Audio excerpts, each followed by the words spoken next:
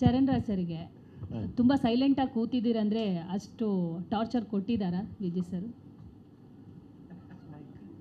Music ವಿಚಾರದಲ್ಲಿ? ಅಲ್ಲ, actually ಅಂದರೆ ನಾನು ತುಂಬ ಎಂಜಾಯ್ ಮಾಡ್ತೀನಿ ಸರ್ ಒಟ್ಟಿಗೆ ವರ್ಕ್ ಮಾಡೋತ್ತಿಗೆ. ಯಾಕಂದರೆ ತುಂಬ ಕ್ರಿಯೇಟಿವ್ ಫ್ರೀಡಮ್ ಇರುತ್ತೆ ಇದು ಸರ್ ಒಟ್ಟಿಗೆ. ಆ್ಯಂಡ್ ಸರು ತುಂಬ ವಿಷಯಗಳನ್ನ ರಿಸರ್ಚ್ ಮಾಡಿ ನನಗೆ ಅವ್ರದ್ದೇ ಆದ ರೀತಿಲಿ ಏನೇ ಕೇಳಿರ್ಬೋದು ಅಥವಾ ಇನ್ಸ್ಟಾಗ್ರಾಮಲ್ಲಿ ಕೇಳಿರ್ಬೋದು ಅಥವಾ ಯಾವುದೇ ಪ್ಲ್ಯಾಟ್ಫಾರ್ಮಲ್ಲಿ ಕೇಳಿದ್ರು ಅದನ್ನ ತಂದು ನನಗೆ ಕೇಳಿಸ್ತಾರೆ. ಇದು ನನಗೆ ಸೂಟ್ ಆಗ್ತಿದೆ, ಈ ಥರ ಮೂವಿಗೆ ಈ ಥರ ಏನಾದರೂ ಮಾಡ್ಬೋದಾ. ಸೊ ನನಗೆ ತುಂಬ ಪಾಸಿಬಿಲಿಟೀಸ್ ಹೇಳ್ತಾರೆ. ಸೊ ಒಂದು ಮ್ಯೂಸಿಕ್ ಡೈರೆಕ್ಟ್ರಿಗೆ ಅದೊಂಥರ ಟ್ರೀಟ್.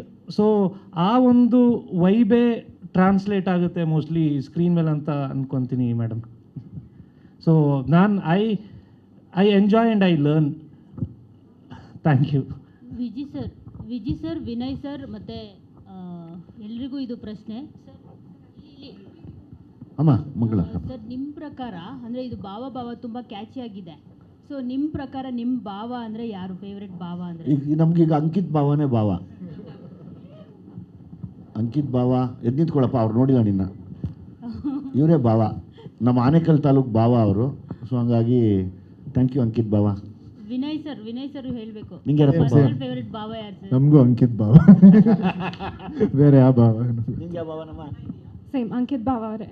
ಆ್ಯಕ್ಚುಲಿ ಚರಣ್ಯ ಅದು ಕ್ಯೂಟಾಗಿ ಕರೆದಿದ್ದು ಅಂಕಿತ್ ಭಾವ ಅಂತ.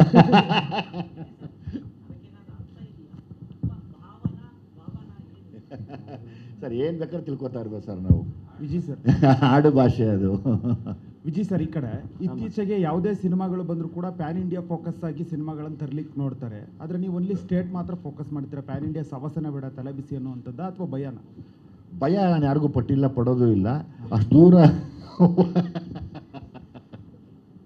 ಫಸ್ಟ್ ನಮ್ಮದು ಕನ್ನಡ ಸಿನಿಮಾನ ನಾನು ಚೆನ್ನಾಗಿ ಮಾಡಿ ನಿಲ್ಲಿಸ್ಕೊಂಡು ಆಮೇಲೆ ಅದನ್ನು ಮಾಡೋಣ ಅನ್ನೋ ಆಸೆ.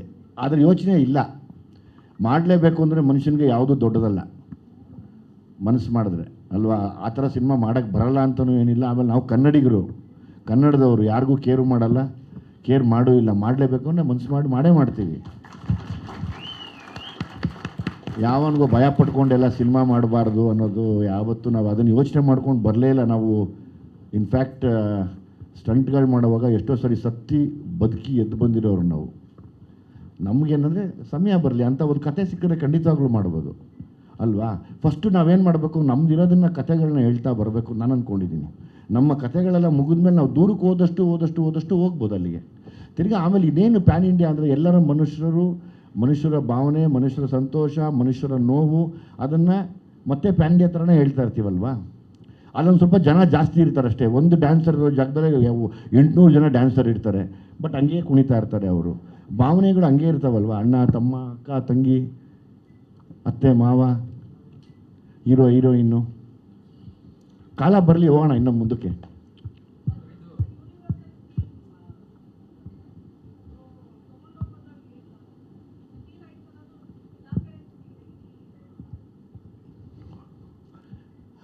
ಅದಕ್ಕೆ ನಾನು ಸಿಟಿ ಲೈಟ್ಸ್ ಇವಾಗೆಲ್ಲ ಒಂದು ಕಡೆ OTTಲಿ ಬಂದರೆ ಎಲ್ಲರೂ ನೋಡಲಿ ಅಂತ ಆಸೆ.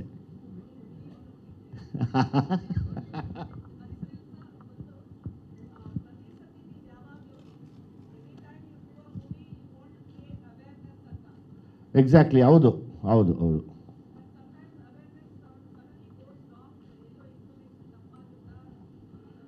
ಇಲ್ಲ, ವಿತೌಟ್ ಪ್ರಾಪರ್ ಇನ್ವೆಸ್ಟಿಗೇಷನ್ ನಾನೇನು ಮಾಡೋಕ್ಕೆ ಹೋಗೋದಿಲ್ಲ. About this city lights I think we have still time ಅನ್ಕೋತೀನಿ ಟು ರಿಲೀಸ್. ಬಿಫೋರ್ ರಿಲೀಸ್ ನಾನು ಮಾತಾಡ್ಬೋದು. It's too early to narrate the whole story ಅಥವಾ whole synopsis of the cinema ಬೇಡ ಅನಿಸುತ್ತೆ. It's a kind request.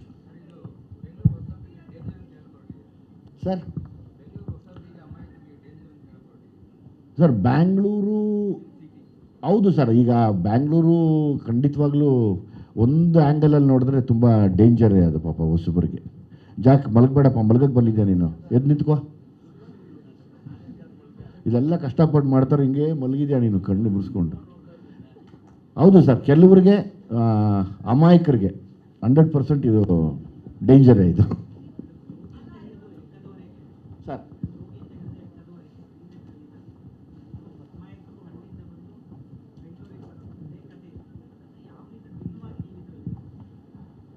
ತಾವು ಸಮಯ ಕೊಟ್ಟರೆ ನಾನು ಸಿನಿಮಾ ರಿಲೀಸ್ ಆದಮೇಲೆ ನಾನು ಅದನ್ನು ಹೇಳಬಲ್ಲೆ. ಫಸ್ಟ್ ಪ್ರೆಸ್ ಮೀಟ್ಗೆ ನೀವು ಕತೆ ಕೇಳಿಬಿಟ್ರೆ ನಾನು ಇನ್ನೂ 3-4 ಪ್ರೆಸ್ ಮೀಟ್ ಮಾಡಬೇಕು ಅನ್ನೋ ಆಸೆ. ಈಗ ಚರಣ್ ಅವ್ರಿಗೆ ಹಿಂದೆ ಬಿದ್ದಿದ್ದೀನಿ, ನಂಗೆ ಅರ್ಜೆಂಟ್ ಸಾಂಗ್ಸ್ ಬೇಕು ಅಂತ. ಐ ಥಿಂಕ್ ಇನ್ನೊಂದು 15 ಡೇಸ್ಗೆ ಇನ್ನೊಂದು ಸಾಂಗ್ ರಿಲೀಸ್ ಮಾಡಬೇಕು ನಾವು.